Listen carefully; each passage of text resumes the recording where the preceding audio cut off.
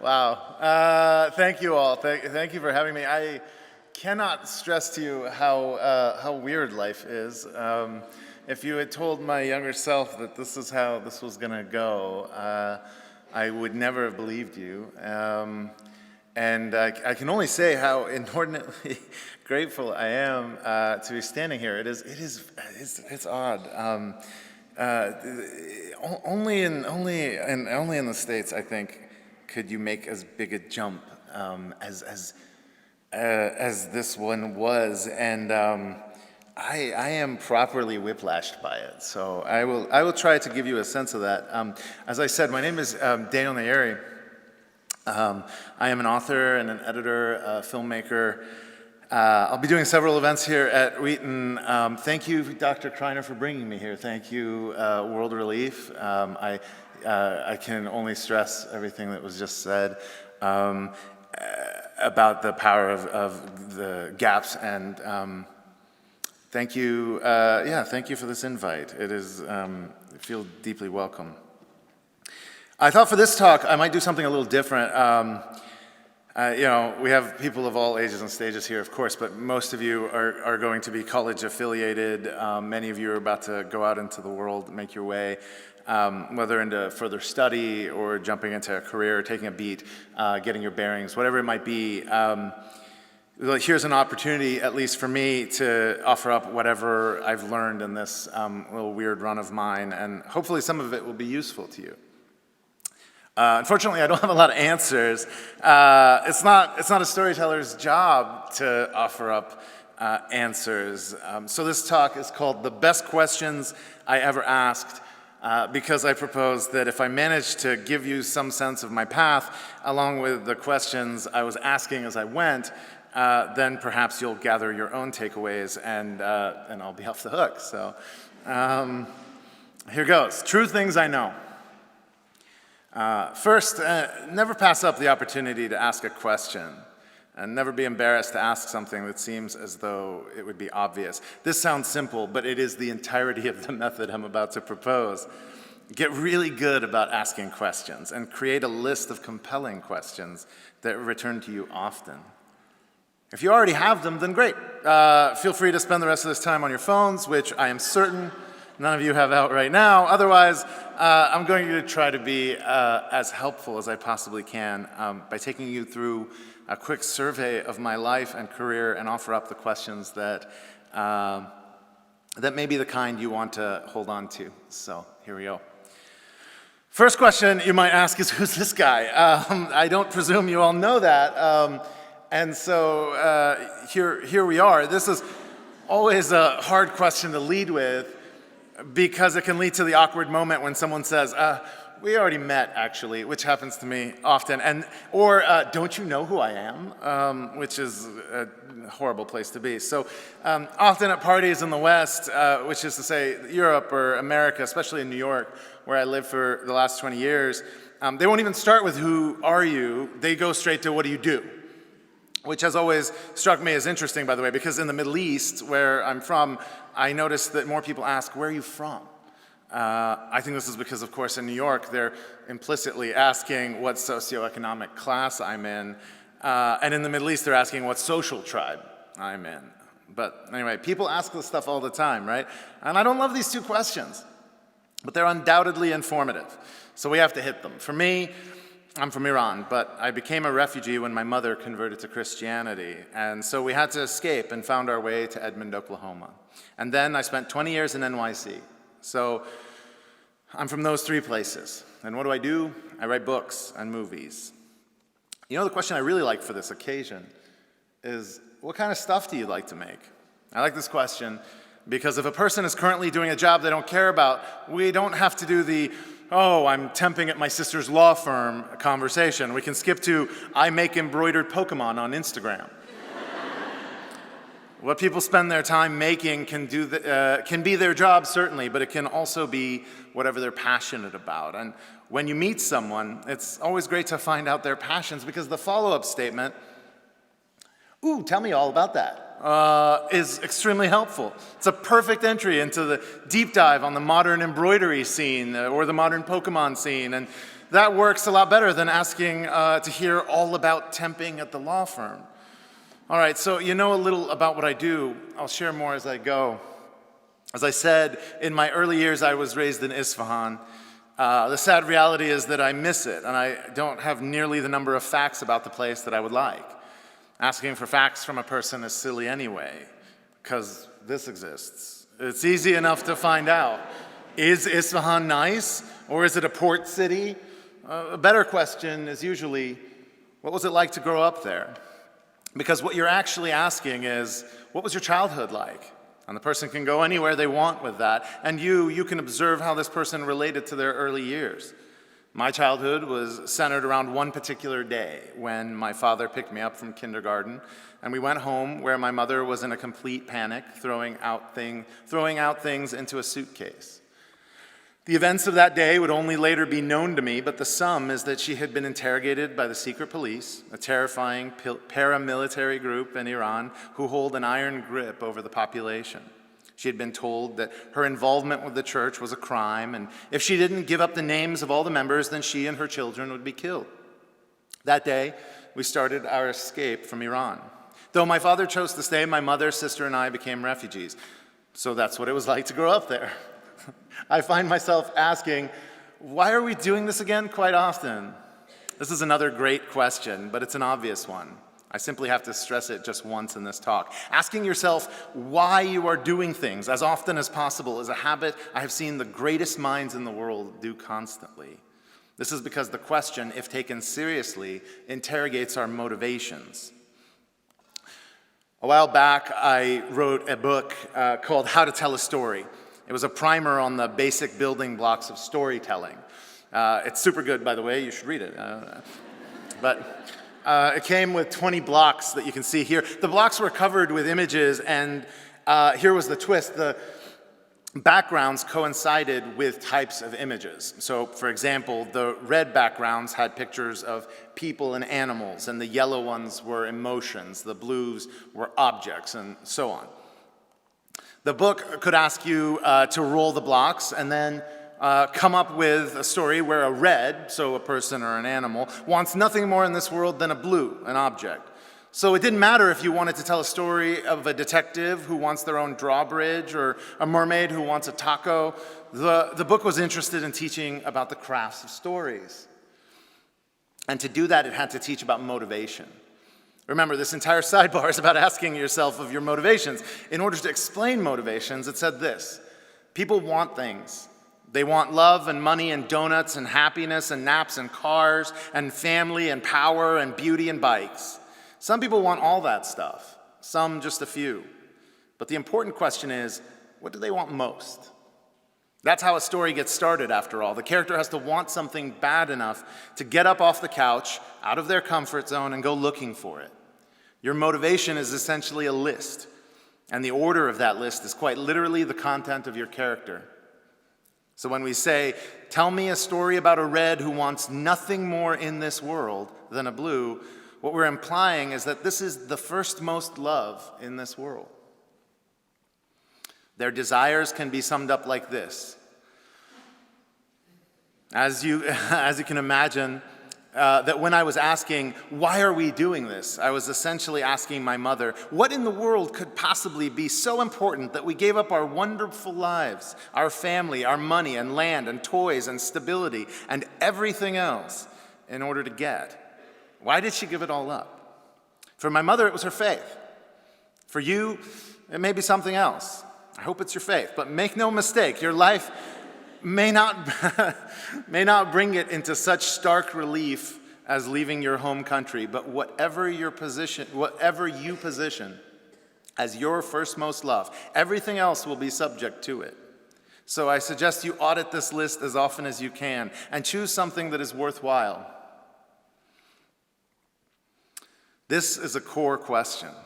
When you find yourself sitting with close friends or potential life partners, this is a good one to know. If you could go, or what would you give up everything else to do? And if they can't answer it immediately, you can work your way up to it by asking the more party-friendly version. If you could go anywhere right now, where would you go? And If money wasn't an issue, what would you do all day? People love to answer these two questions, I promise. You can fill many an awkward work function with just those two alone. But in any case, the answer from my mother was clearly her faith. That's why she gave up everything, from her medical practice to her home, her family, her land, her marriage, her status in the community, everything, to become a refugee. All right, so we couldn't choose where to go in all the world when we escaped because we had to sneak onto the first plane we could find, and that one was headed to the United Arab Emirates, a country that looks like this. It's made up of several principalities, and when I tell you these princes are rich, I mean they have malls that sell nothing but gold. Now, we weren't in that neighborhood, mind you. We lived in the back of a clinic where my mother was able to work as a doctor and where we could remain in hiding because the secret police were still after us. From there, we began the long and laborious process of applying for asylum. We were given temporary refugee status in the outskirts of Rome, and from there, we continued to apply for permanent residency. This was a time when I wasn't speaking to a lot of people, and I was a kid. So the only questions I could ask were of myself. And the most interesting question the three of us asked was, what will I wish I knew a year from now? This is a great question because it is set in the future. For us, the answer was English. We knew we would probably end up in the English-speaking world, and so we started to learn right away. And a year later, I was overjoyed that I had some working understanding of the language before we got to Oklahoma. One reason I love this question is that people often overestimate what they can get done in a day and underestimate what they can get done in a year. By asking yourself what you might wish you knew in a year, you give yourself the chance to put into place the daily habit of getting gigantic results. A year from now, you'll probably still want what you want today, to code a video game, to cook professionally, to start a business. But by asking and answering this question, you can find yourself in a much better place to achieve them without the defeating feeling of wanting to learn these larger skills today or hating the fact that you didn't start last year. Look to the future instead and ask yourself how you might enjoy all the more your time then based on what you do today. That was how we ended up in Edmond, Oklahoma, a cute little suburb of Oklahoma City. By the way, this is where my book, Everything Sad is Untrue, begins, right? In the classroom in Edmond with the character of Khosrow, that's me, standing up in front, trying to explain his whole existence to his classmates. Of course, to do that, first he had to explain why we became refugees and why converting is a capital crime and why Persians are this way and so on, until he's telling the stories and legends of 4 generations back, weaving them into the poetry and myths of Iran. And all the while, his classmates don't believe a word of what he's saying. They thought he was just a poor kid from the back of the class, trying to pretend he was rich once. A question that I never asked was why the kids of these 3 schools, my elementary, middle, and high school, respectively, didn't think it was possible that I might have once lived in a pomegranate orchard where my grandfather's friend had built a Ferris wheel in the desert, and where I would climb mountains with the other village boys looking for venomous snakes. But I should have asked. Maybe I would have heard their main concerns. The reality here is that I was never going to convince some of them, but if I had asked why, I would have learned how to better express myself the next time. Do you see what I'm getting at? This was a you win or you learn situation, and I hadn't asked, what can I learn from this? So I didn't, and I moved on. The next great question came when I started to play football for my school. If you've ever seen Friday Night Lights, then you know that football in Oklahoma and in Texas isn't just important. It's a way of life. And I'll grant you that there are some drawbacks to making football a way of life. But for a kid who needed a good father figure, my coaches were a godsend. And one of them, Coach Arndt, a grizzly man who looked very much like a bulldog, changed my life with this question. To explain it, I have to get into the mechanics of football a little bit. It's a team sport. Nobody plays all of football. You play a particular position like quarterback, running back, halfback, defensive end, and it goes on. There are many positions, and they all come with their own terminology, their own play style, even their own culture. A left tackle is about as different a human being as a defensive back as you can get. One's a lumbering giant whose job is to bulldoze everybody, and the other is a lithe panther who flashes across the field. So you can imagine, people get set into their positions pretty early. It becomes their job. And the only problem is when you get to varsity and there's already a great quarterback or running back on the team. What are you going to do? Sit there and brood? This was how my coach taught me that lesson that I mentioned. He would sidle up next to us, and whenever we'd be standing around watching, and he'd say, you know, you shouldn't be asking yourselves, when can I play my position, right? You should be asking, what position should I be playing today?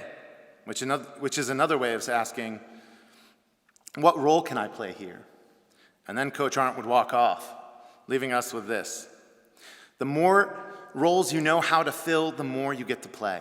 This advice changed the way I viewed every job I have ever had since then, and I'll show you as we go. But it always stuck with me, that in any group situation, the person who knows how to do the most things toward whatever purpose the group has, that person is indispensable. This is me at graduation of my high school with my mom. Around that time, I was asking myself, who is the most dope person to ever come out of Oklahoma? And here are 10 reasons it's me. But actually, by the way, it turns out Oklahoma has an overabundance of dope people. That's Tracy Letts, Pulitzer Prize winner, Ralph Ellison, S.E. Hinton, Joy Harjo, Alfred Woodard, Jim Thorpe. That's Brad Pitt over there. Yeah, he's an Oklahoman, ladies and gentlemen. Thank you very much. A man so handsome that he makes Lee Pace, that other really handsome guy, the second most handsome man to come from Oklahoma. Thank you. We're proud of both of them. So I went to New York to study writing. Besides, sometimes you have to ask yourself, where are they making the thing I want to make? I wanted to make books, ergo New York. In college, everybody's question is, what's your major? Which is another junk question, but you got to get it out of the way. And I'll be honest, for me, college was mostly a way of getting food. I had taken a lot of AP classes in high school, and I was lucky enough to test out of the prerequisites at NYU, so I could start as a junior. Thankfully, I also had some scholarships that would let me stay for all 4 years. And the room and board in New York was what I needed most. You may not be in that scenario, you might, but you might be. And the result for me was that I didn't really feel like I went to college. I packed all my classes into 2 days and immediately got a job at a literary agency called the Carol Mann Agency, where we represented literary authors like Tim Egan, Paul Auster, and the like. New York is the kind of place that a kid like me, hovering right at the subsistence level, gets to see the nature of the stakes. You walk past billionaires and the homeless population on the same block. And while my friends were asking each other about their majors, I was asking, what's the worst thing that can happen to me in this situation? To know those stakes at all times was important. Why? Well, because I knew if I could mitigate for the worst outcome, then I could free myself to chase the absolute best one. This bothered me a lot. When you're at a university and your dream is to become a poet or a writer, and at the same time you only attend the poetry reading where they're promising bagels so you can have dinner, then you develop a bit of an anxiety about whether you're wasting your time on a frivolous major. I will tell you how I personally handled it. I decided I would find the 4 worst jobs I could think of, the hardest, the ones that I knew would always be around, and I would do those in the summer, the most practical jobs. These, the first was ditch digging in Oklahoma in the summer, where it is regularly 112 degrees. There will always need ditch diggers, and I felt that I could stabilize my desire to be a poet by doing that in the summer. The next was bike messenger in New York City, where on my first day I got hit by not 2, but 3 taxi cabs. That job was hard. The next was, in Southern California, when you go to the Home Depot early in the morning, there's a row of gentlemen waiting to be picked up by trucks driven into Beverly Hills so that they can build houses all day. They're the itinerant workforce. And I was one of them for a summer as well. And these were brutally difficult jobs. I broke down often into tears while doing them, but they answered my question. What's the worst thing that could happen to me? And I knew I could face the answer. If I couldn't get to be a poet, then I could build houses for a living. That was it. That's not that bad, actually. It's wonderful. And it helped me give me the drive to push toward my goal. But no matter what poets tell you, the job is infinitely easier than manual labor, trust me. Speaking of bad jobs, after graduation, I had a famously bad one working at Regan Books. This was the pop tabloid imprint of HarperCollins, where they made books by shock jocks, political screeds of all stripes, celebrity memoirs, you name it. Nothing was too sleazy at this publishing company, but I needed work. The worst thing I can tell you is once my boss had ordered a salad in the middle of a meeting. There were 40 of us in the room. Her assistant, full suit, comes running in, delivers the salad. He'd forgotten to get the dressing on the side, and so she just throws it at him, hits him. We're all agog, we're gassed. And we just go, wow, she just like hit him with a Caesar salad. That's nuts. And he, humiliated, goes to turn to the wash himself up in the bathroom, and she goes, clean the floor first. Verbal abuse was constant at this place.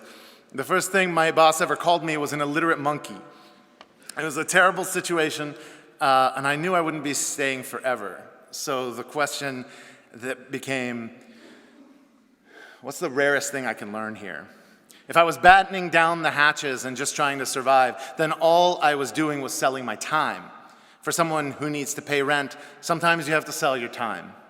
But never forget that time is a non-renewable resource. It's your most precious currency. To trade it had better come at a premium. In business, we say you always want to sell your talent, not your time. Your time, after all, has a limit. It can charge based on the time that others are willing to sell. But your talent is all your own. My favorite story on this is set in the 1950s in Paris. A woman walked into an Atelier's boutique and wanted a dazzling new hat for a party. The designer took a piece of red velvet sash and draped it around her head, pressing several dozen pins just so, and made a hat that was unlike anything she'd seen. She said, "This is spectacular. How much?" He said, 50,000 francs.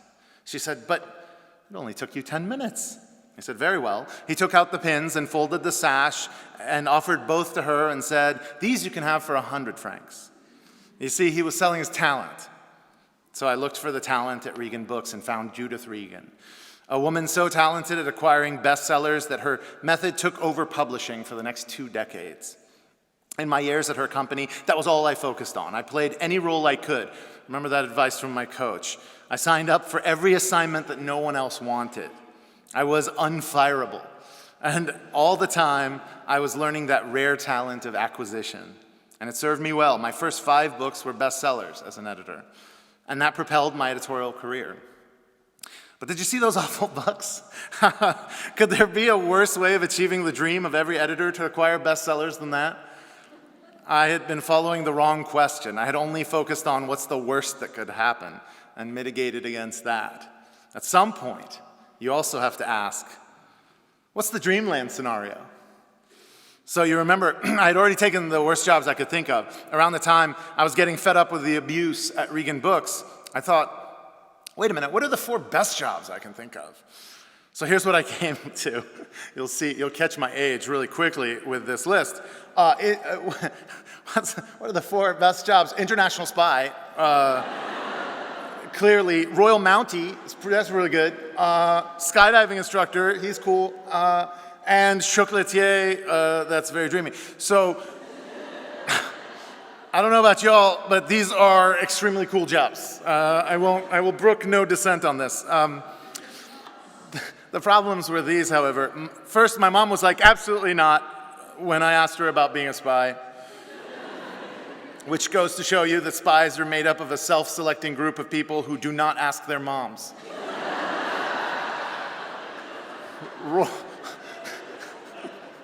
Royal Mountie, you have to be Canadian. No one told me that. So that was out.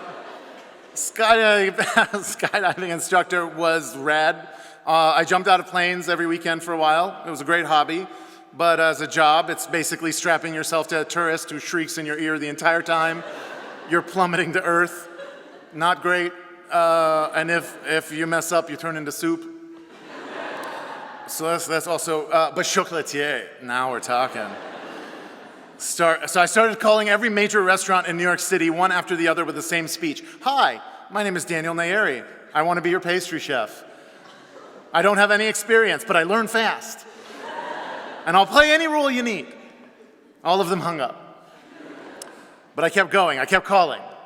In my book, I mentioned that my mother taught me that if you don't stop, you're unstoppable. So I didn't stop.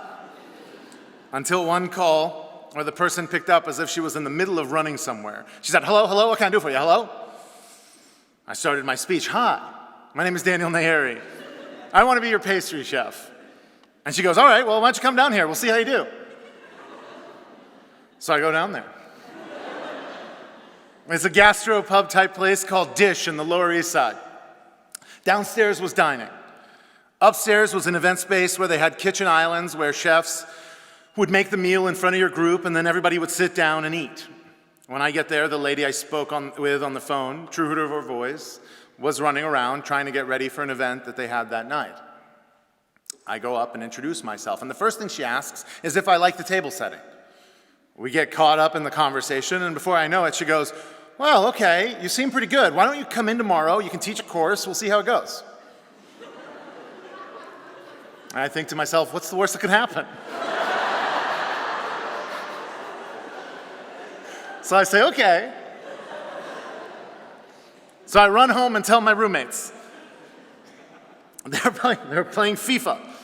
And I go, guys, I got 26 hours to not only learn how to be a chef, but to learn how to teach how to be a chef. They laughed in my face. But they offered me a bunch of Red Bulls to stay up all night. And that's what I did. I crammed all night using this textbook, which thank goodness I was in publishing and my friend had gifted me a while back. This is the textbook. It is ginormous. It begins with, what is a knife? A knife is a wedge that separates. And it ends with, you have now made the greatest souffle in the world. So we're talking definitive. It's 900 pages. Meanwhile, I only get 300 pages in before I collapse. So I go in the next evening for basically a working interview. I had no idea what was expected of me, and I didn't know the parameters of what would make me a good worker in their eyes. I asked my favorite question to ask at interviews when I'm the interviewee, which is, what tasks would you like me to own? I love this question because it tells me a ton about the potential manager. Do they even envision that I would own any tasks? Or do they want you tethered to them at all times so they can micromanage? Do they want you to own their job so that they can shop online the whole time and plan their wedding? What? And what's more, it tells me that you're interested in automating entire portions of their workload so you reduce their stress. So it's a good question. And Sarah, the manager I mentioned before, goes, I want you to handle the risotto course. Perfect. I love risotto. It's actually pretty easy to make also, just for the record. I could take a second and narrow down the entire job of being a chef down to one dish. Now the first step of risotto that you need to do is to brown the onions, all right? So that's what I start doing. I'm standing there, I'm browning the onions, and this group has come in. They're 35 lawyers. They're doing a team building event. And they're all older than me. And they're just standing there, staring at me as I stir. Till finally, one of them in the back goes, what are you doing? Always a tough question to answer, but here I had what I like to describe as a miracle of short-term memory. You know, when you've crammed for a test all night and you've got all of it in your head for exactly 10 hours before you sleep again? Well, that's what happened to me. The answer I should have given was, I'm browning the onions. The answer I said was, well, what's happening here is called the Maillard effect. Maillard was a chef of the Escoffier school who posited that you could caramelize the internal sugars of a vegetable by increasing the heat to upwards of 140, 160 degrees Celsius, which is why I'm using a lipid here, a vegetable oil instead of water, which, as we all know, has a boiling point of 100 degrees Celsius, which is, incidentally, why your vegetables never brown in soup. All of which to say I was browning the onions. So I go on like this, every question. I refer back to a passage I had read the night before. Until finally my boss comes up to me at the end of the night and says, "Well, that was great. You're hired." So I left my job in publishing and became a chef right then and there. But remember, they didn't need a pastry chef or a chocolatier. That was the position I wanted. The position I got was garde-manger, which is a nice way of saying the salad guy.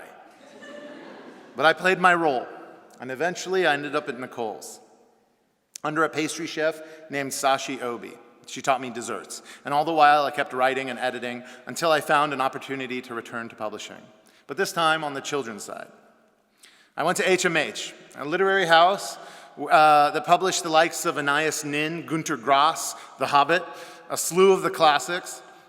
And there I got to apply some of the questions I had been asking. What role could I play? Well, they had the classics covered. I could be a bit of a counter-programming, which meant I acquired quirky projects like Mustache Baby, or found hot new illustrators for the anniversary edition of The Princess Bride. To acquire, I brought Judith's method, which was to always ask, who's doing the most interesting things right now? She actively sought out the people, not the manuscripts, and paired them with the right projects. The method served me very well in a more traditional space. I also found a way to play as many roles as possible. When I saw that most of the staff didn't like the tech side of things, I made myself the person you'd go to if your accounts were frozen or if your Kindle was busted.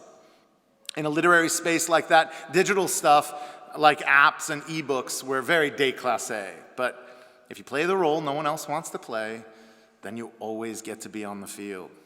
People started to think I was tech savvy, even though I still carry a dumb phone around. I don't even own a smartphone. But I was willing to do it, and that made me indispensable at the time. Until one day my boss's boss comes into my office. She sits down. She had a particular way of doing things. And one was to begin every meeting with 2 questions. She'd say, "Whose meeting is this? What's the headline for this meeting?" It's a great way to assess 2 things. First, whose job is it to make sure this meeting is actually productive and needed to happen instead of being an email? And the second is, what are you trying to produce? I said, "Betsy, it's your meeting. You just walked into my office." And she said, "Right. The headline is, we're starting a new division for ebooks and digital products, and I want you to be the editorial director." Can you believe it? It was entirely because of all the editors. They thought of me as the techie one. The promotion was for 3 jumps at once. I was the youngest director in the company because I was willing to play the roles that everybody else disdained. This will serve you well in everything from your job to playing a board game. Look around you every once in a while and ask, how can I maximize differences between me and my competition? In this case, the editors I knew all wanted the cloistered literary experience that we had all dreamed about. A cup of tea, a warmly lit desk, a manuscript for the next Charlotte's Web. Everybody was trying to play that one position, but I knew how to play the other roles, so they came faster. Shortly thereafter, I had a company call that touted itself as a family-type company. I asked around, and others said it was a little culty, but it should be fine. And I went in for the interview. Sorry, let me go back. They had all the trimmings of an artsy, colorful place to work, and they touted something that I'll never forget. They said, "We're not like the stodgy place you're coming from. We don't even have an HR department." I know, I didn't see the signs, y'all. I suppose I should have seen this one coming, but what they were calling a feature, "We don't do titles, everyone's equal here," was actually just another way of saying there are invisible power structures here, and you'll need to figure them out if you want to survive all the court intrigue. I was making fun books, asking myself an important question if you're a publisher. What do other people want? And we had some giant hits. We were featured in the Wall Street Journal as an incubator of great ideas. It should have been amazing, but all the while, hearing my colleagues ask some seriously red flag questions. Like, what else can they do to me? I heard someone say that with a shrug as she mentioned yet another instance of a manager who, without any HR there to corral them, was able to abuse their authority in 1,000 different ways. From non-consensual affection to verbal abuse to coercion for lower salary. The reality was that the family environment was really a hidden system of actual family members and people on the outside who could be treated in any prejudicial manner at all.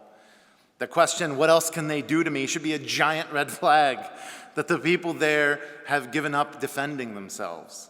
They've been beaten down. I found myself trying to create a small group of teammates who worked for me and developed a separate culture. In interviews, I would ask a question that has come to be one of the first things I ask someone in a working relationship. What would be the most disrespectful thing I could do, in your opinion? When I asked at first, people were so beaten down that they say, nothing, it's fine, it's fine. But eventually, as they realized I was serious, I wanted to know how to deal with them better. So they would tell me. Some people really hated the feeling of not being heard. Some just wanted a clear goal and hated when people moved the goalposts. Some wanted their time respected in meetings. Whatever it was, we started to build a ground that fundamentally respected one another. And from there, we left. We had been doing so well as a team that another publisher offered for us to create our own company. All 8 of us got up and went. There, we made even better books, and we got to name the company. So we asked ourselves, what kind of books would be the most useful to kids? What would we be proud of? We decided on Joyful Books for Curious Minds. Here are some early drafts of the logo for Odd Dot, a company I created at Macmillan, and an even bigger publishing house with an HR department and professional managers. I'm telling you, it felt like all the questions answered. We made books on every topic, from how to tie knots to coding, to pretty sticker books. It was the kind of publishing you do when you've been a chef and you want to make the food that tastes good. These books tasted good. We were proudly odd. But here's the thing. There was one last question, and it was nagging at me. What's the most true thing you can think of? I've been asking that among my artist friends for years. And I'd get back fun answers like, you are being watched. Which is pretty true, it's true, all levels. Or don't skip dessert, also true. But most often I would get the answer, follow your dreams. And that sounded like a good answer. But I'm a writer and we're a contrarian group. So I would ask myself, what if that wasn't true? What if following your dreams is another way of saying, do as you please? Could that possibly be the most true thing? Do as you please? I start to mull on this idea that maybe instead of our dreams, we should be following our purpose. The difference is that your dreams are in your head. And maybe if you find a purpose outside of yourself, you'll find something bigger and more meaningful than your dreams. My purpose is to write books. I tiptoed around it. I did a bunch of jobs, some great, some terrible, but didn't allow myself to be a full-time writer because it was only ever a dream. I can say no to a dream.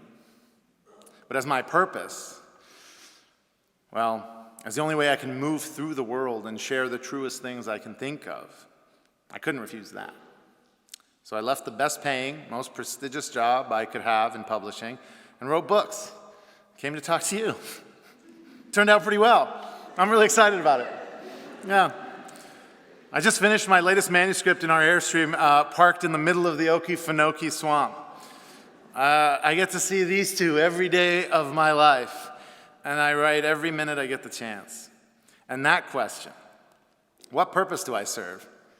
That one has a much better answer. Thank you, Wheaton, for having me.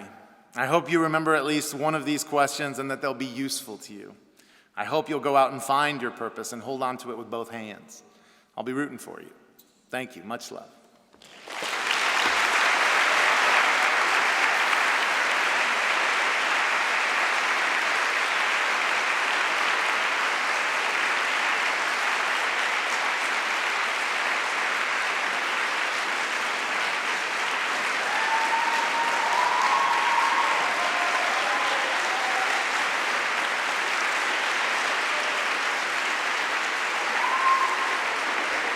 Okay, encore. I'll tell you more. Actually, that was the whole life story. I don't have more. I'm sorry.